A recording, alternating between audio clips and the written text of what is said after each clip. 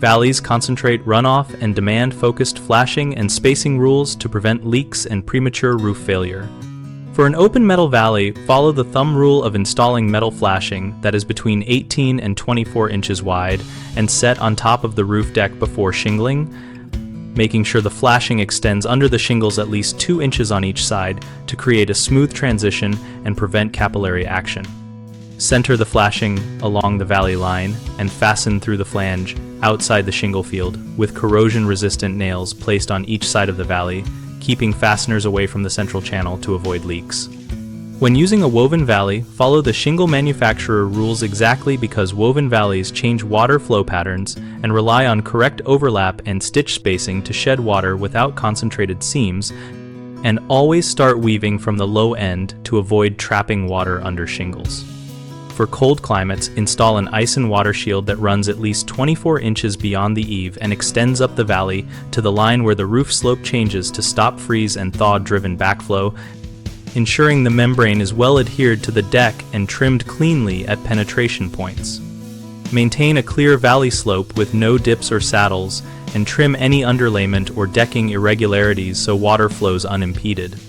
Slope corrections can be done with tapered plywood or by shaving high spots and replacing soft, low areas.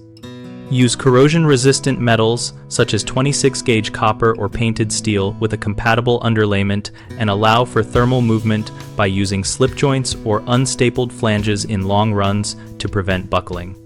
Finally, check that roof ventilation and attic temperatures are balanced because excessive heat can accelerate membrane breakdown and ice dams, which undermine valley flashing integrity.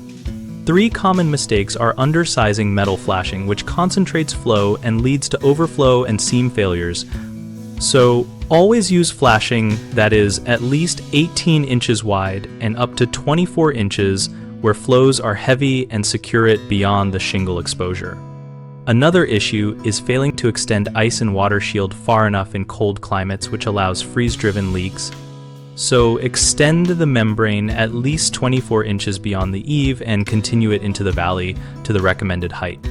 A third frequent problem is poor valley slope or decking irregularities that create ponds and channel blockages. So correct decking planes before installing flashing and confirm a continuous downward pitch to the eaves.